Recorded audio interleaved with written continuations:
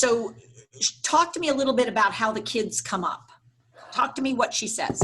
It's just like suddenly she realizes they're not there. And okay, so do it. Do the thing.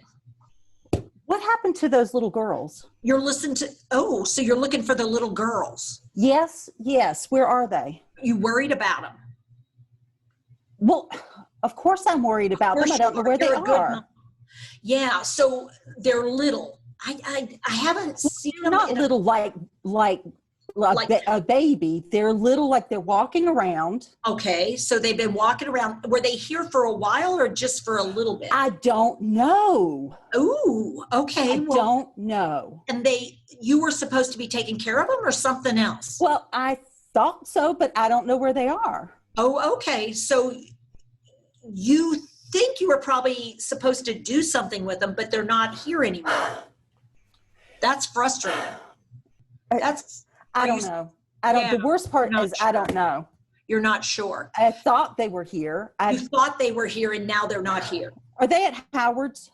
You're wondering if they're over at Howard's. I don't know. I don't know what I'm wondering. Tell you what, how about if I check and see if they're at Howard's?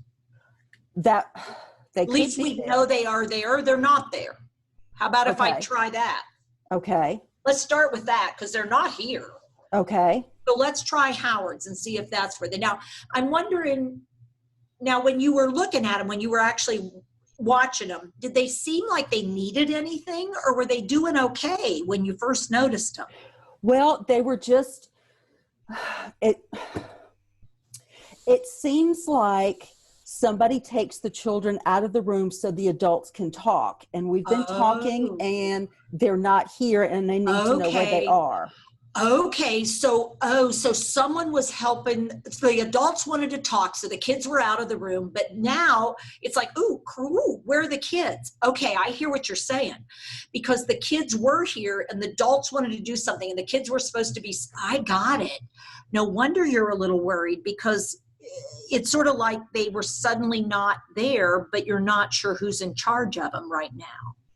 Okay, let me do some checking, Mom, because that doesn't, that you're right. That doesn't sound like a safe thing not to know where the kids are. You are really good at keeping track. When you talk to him, ask him what their names are. Ask them their names. Okay, yes. So you're wanting to find out who these children are. So it's easier for you then to keep up with them. Yeah. I haven't thought about that, but I don't know what their names are, and I need to know what their names are. Okay, yeah, no, it's going to be easier to know exactly who these kids are. And have you seen them several times, or was this just the first time that you had noticed that these kids were here? Yeah. I don't know. You're not sure. The worst part, Mom, is how much this makes you feel unsure, and I hate that. Because that's a real scary. You don't like being unsure, and I hate it too. It's because you're always sure about stuff, and this is making you real uncomfortable, and it bothers you a lot. Oh, well, wouldn't it bother you if the children were missing? It does bother me when kids are missing, for sure. Yeah, and it's not okay that we aren't sure what happened. That's the part that's really troublesome. If they're okay, you're okay, but not knowing is the thing for you. You just don't like not knowing. So I need to find out, number one, they're okay. And number two, if we can figure out their names, that would be helpful too. That would be helpful. I do need to know who they are. All right. So try to figure out who they are. But first of all, are they safe? And that's what I'm going to try to figure out first. Are these kids okay? Yes. Because that's the most important thing, that they're okay. And who they are. I need to know who they are before they even know who they're. Because I can't know who they are because I'm not sure who they are. We'll pause because what I'm going to tell you is this is a detail woman. Your mother has always been a high detail lady. She's always wanted to know all the details, and she could keep up with all the details historically. She was a very specific. She knew all the details about all kinds of things. And what's happening with her dementia is the details are disappearing. As the disease robs her brain of the ability to hold on to details, she can get a picture, but she can't get the details. And the details are what make the picture complete. And when she tries to find the picture, the lack of details makes them disappear. It's just all gone. And the harder she looks, then the whole thing disappears on her. And she's frantic because she thinks it's important. She doesn't know if it's important, but not being able to find the details is driving her brain into dysfunction. So she becomes dysfunctional because details have always, always been important to her. And the girls are just an example of the more she tries to find the girls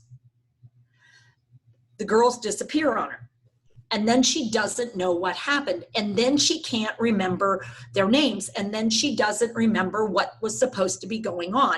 And then all she has are these vague impressions of things. And that is what is taking her over the edge and making her so panicked and frantic. And so by saying to her, I'm going to see if I can find out those details, the names, where they are, what's supposed to be happening, I'm lifting the veil away and acknowledging how hard this is when she needs to know. You need to know that, and I need to try to find that out because you're not sure. And I'm saying out loud what her brain is most devastated by is the inability to be sure. And a reassurance isn't going to work for her until she can feel she can find some details. Yes. So then we have to give her some stuff that has detail, but isn't something she has to hold on to. So she needs a task now that is got some detail to it. So Mom, can you do me a favor while I'm doing some of this stuff? I'm trying to find out about these girls. Could you help me I want to make something and I need ingredients. Well, not right now because we're calling Howard about the children. I'm going to, know what? I am going to tell Carolyn. I'm going to put Carolyn on this because Carolyn is good at following up on things. Would that be okay if I get up with Carolyn and have her do the phone calls? Because she's better at getting up with people on the phone. No, I want to be right. And this happened the other day. She was at my house and I was calling Howard about the children and my husband was trying to get her to help him with something. And she was like, no, I mean, like emphatic, no. Because she wants to know the detail. Yeah. Okay. So what that tells me is until this is resolved.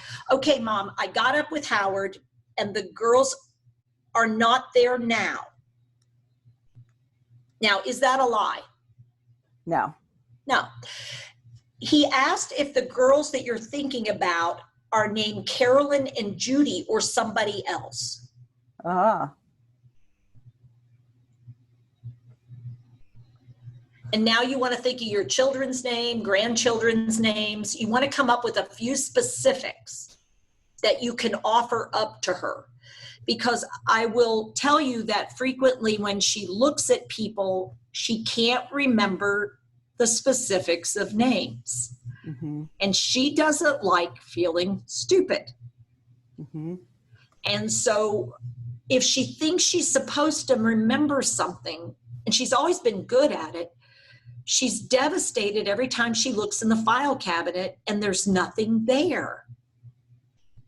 Mm-hmm. And so I'm not sure whether she's talking about the grandchildren, girls' names, girls she met at the library, kids that she babysat for once, her own children when the adults wanted to talk in the living room and they were sent somewhere else. I mean, there's all kinds of little fractured memories floating around.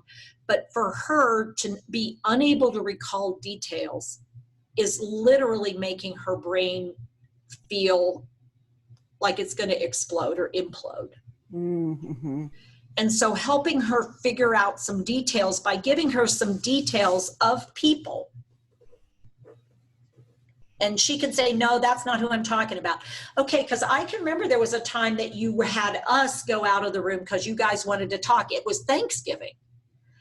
And it was when Mama Barry was having all the kids, and all the little kids had to eat at another table because there were too many adults.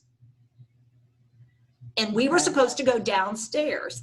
And I think I remember somebody got in trouble and you came down. And so rack your brain a little bit. You and Judy, rack your brain for some older stories about the kids and Mom.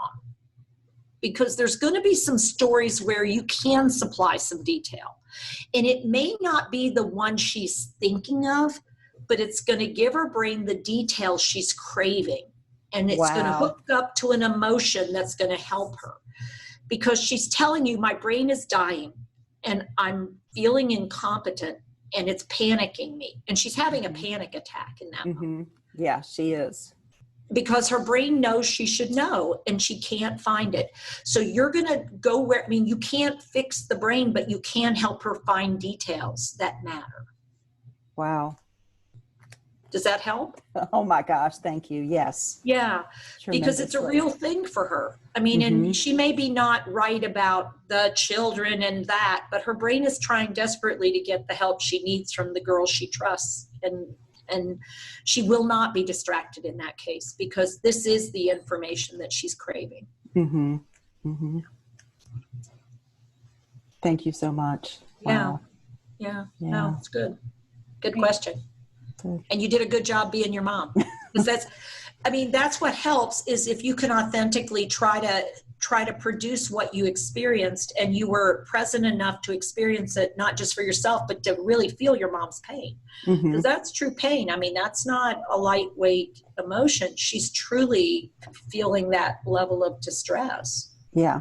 But then definitely. To reimagine it as what's happening in her brain and what's happening for her as a human being and her previous experience of herself. And it is terrifying. Yes. Yeah. So good willingness to work through that. Thanks. Hey folks, thanks for watching. Please like and subscribe to help us spread Teepa's positive approach message around the world. And don't forget to click the bell to get notified when new videos are posted.